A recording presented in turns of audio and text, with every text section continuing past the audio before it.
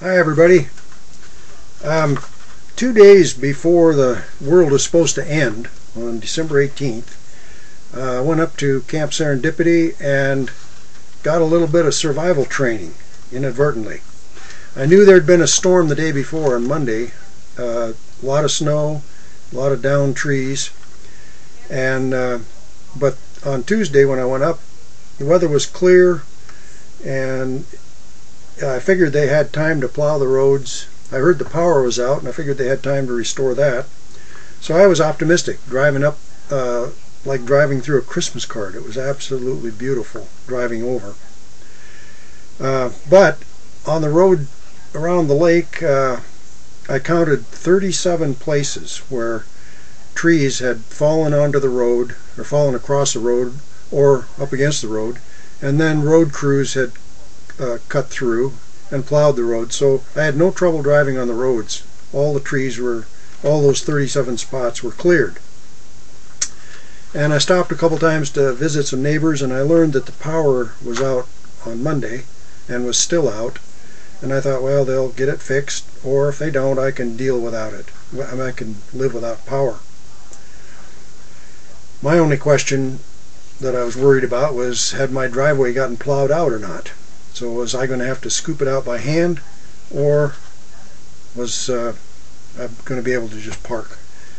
Well, I got there and no, my driveway had not been plowed out, so I parked alongside the road, got my shovel out, and set about plowing a parking place for my truck, or shoveling it out. I saw that there were a whole bunch of logs and tree debris in my driveway, and I didn't know exactly where they came from, whether it was my gate log or what, but at least on the left hand side of that one log it looked like there was a space 10 feet wide or so that I could shovel out and get the truck backed in there. So I did. I shoveled out a space and I got the truck parked into that space, and there was barely room. There was only 10 inches or so between the truck and the one log sticking out there. But I could also see there's no way I could walk up the driveway. There was a huge log across the driveway behind the truck that was too high for me to get over and too low for me to get under it. So I put on my snowshoes and walked up the road looking for a way to get onto the property, and I could see where that big huge log had crossed the road and the road crews had cut it to clear it away, and it's a big log. You can see the size of it.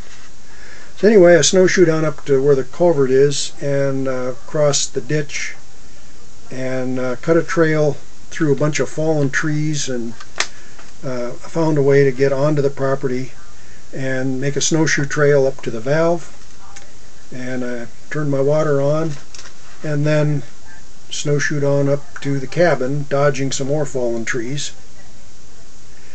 And when I got up there, looking out the window, I could see the trees were absolutely loaded with snow. I don't think I've ever seen them so heavy. But there was no wind. It was absolutely quiet and still. But in the cabin, there's no power, no phone.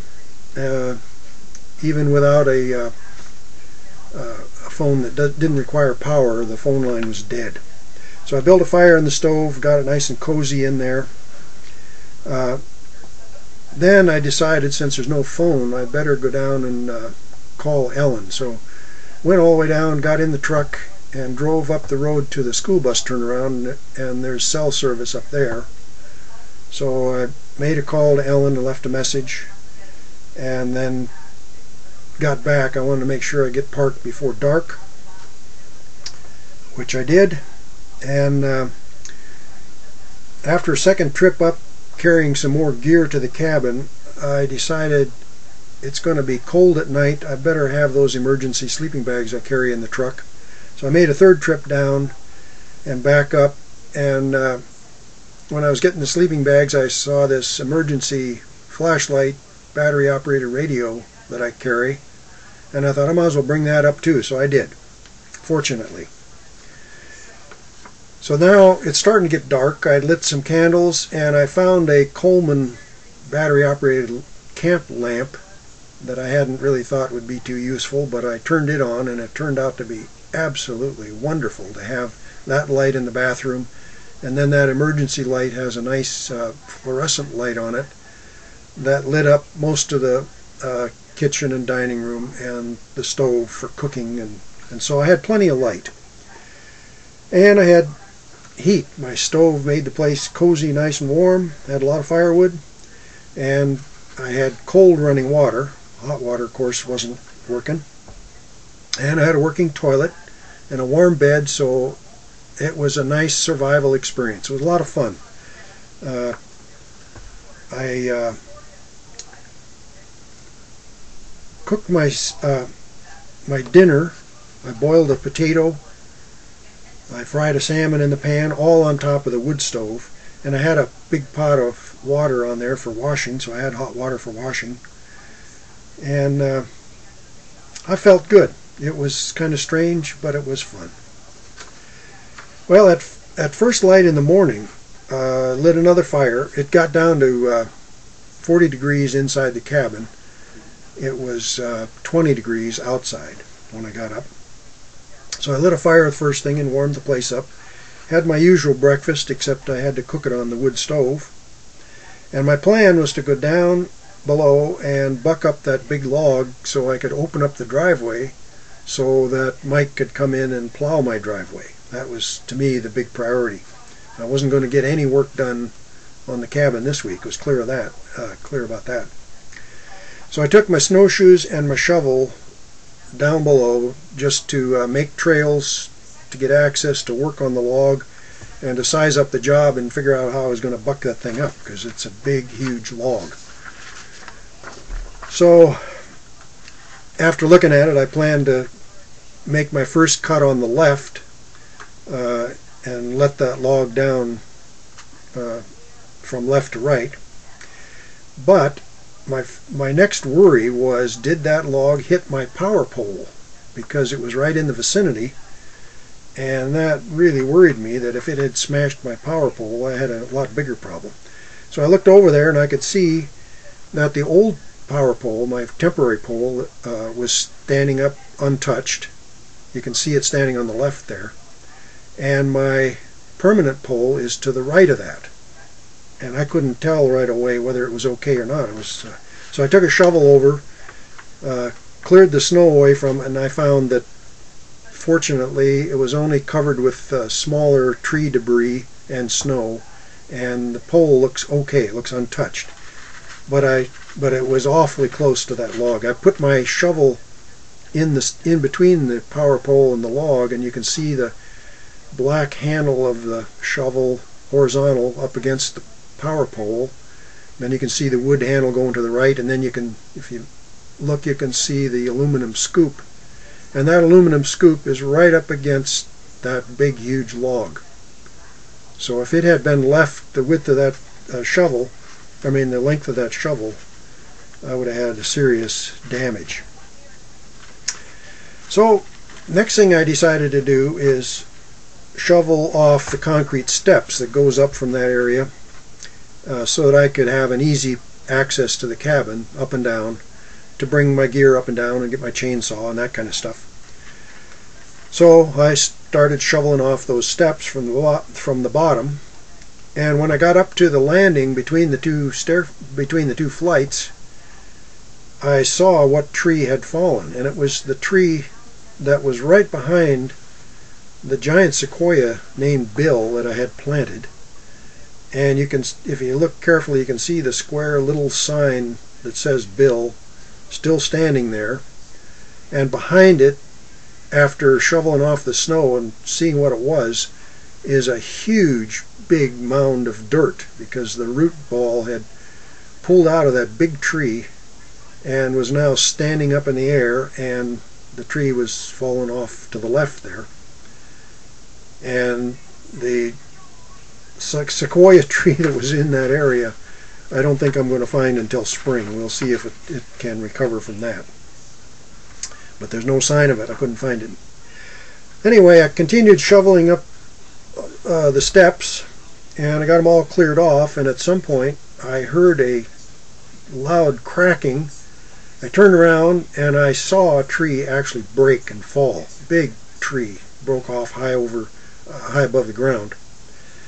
And when it fell, it just raised a huge cloud of snow. So just a big cloud, I couldn't tell. And then when the cloud settled, you couldn't tell where the tree had landed because it all looked the same. So I went down to see if my pickup was okay, because it had fallen pretty close to my truck.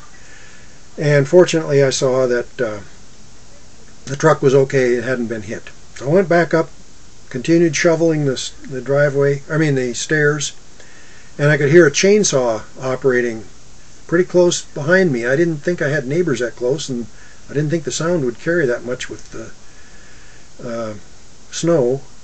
But anyway, there was somebody sawing pretty close by, and I figured I'd join in that noise, that my chainsaw would be running pretty soon as I got up to the cabin and got it out and gassed up. But the more I thought about it, I thought, that tree could have hit my truck. I looked up at those trees, they're so heavy and dangerous. I really didn't want to be working under those, and I didn't want one of those coming down hitting my truck. And I decided right about that time, I'm going home. This is just too dangerous. So I went up and started packing up inside the cabin. When I was in there, I heard a crash and saw a big cloud of snow out the living room window. And I thought snow had just slid off the roof, but I looked out there and I could see down the slope of the upper roadway there that some branch had fallen onto that roadway. But when I started carrying my gear down and got down that trail, I could see, and this is the view looking back up, that was a fairly respectable widowmaker branch that landed, and it could have just as well landed on me when I was going up and down that trail. So I carried my gear down to the truck in 2 trips. The second trip I went down the concrete stairs, and sure enough, there's another widowmaker right there that landed right close to those steps that could have got me. So I got down to the truck, and as soon as I did, I could see down the road that tree I had saw fall and another one, both of them had gone completely across the road, and that the chainsawing I heard was somebody cutting a path through there. And so you can see those trees were not there when I arrived, and now you can see somebody cut a skinny path so they could drive up the road a ways. So I felt a little uneasy about the danger I was in, so I got in my truck and gingerly got it out of there, and I didn't really feel safe till I got to Highway 2, because all of the trees along the way looked pretty dangerous. But anyway, I was sorry to go home, but I was glad to escape, and I'll have to come back another day to clean up the debris and see how much damage was really done.